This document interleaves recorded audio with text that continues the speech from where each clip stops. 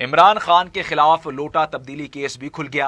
NAB نے سونے کے لوٹے کی مبینہ تبدیلی پر انکوائری شروع کر دی ہے۔ اس حوالے سے نیب ہیڈ کوارٹر اسلام آباد سے director general NAB Khyber Pakhtunkhwa کو ایک باضابطہ نوٹس آف انکوائری جاری کیا گیا ہے۔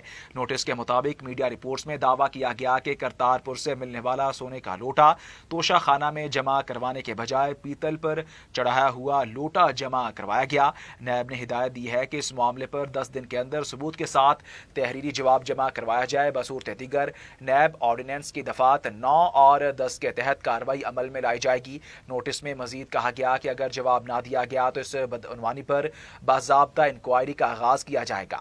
واضح رہے کہ توشہ خانہ کیسز گزشتہ کئی برسوں سے پاکستانی سیاست اور اداروں کے لیے بڑا چیلنج بنے ہوئے ہیں، جن میں قیمتی تحائف کی مبینہ خرد برد، فروخت یا متبادل اشیاء جمع کرانے کے الزامات شامل ہیں۔ اس سے قبل بھی مختلف اعلی حکام اور سیاسی شخصیات پر اسی نوعیت کے کیسز بن چکے ہیں اور کئی معاملات عدالتوں میں زیر سماعت بھی ہیں۔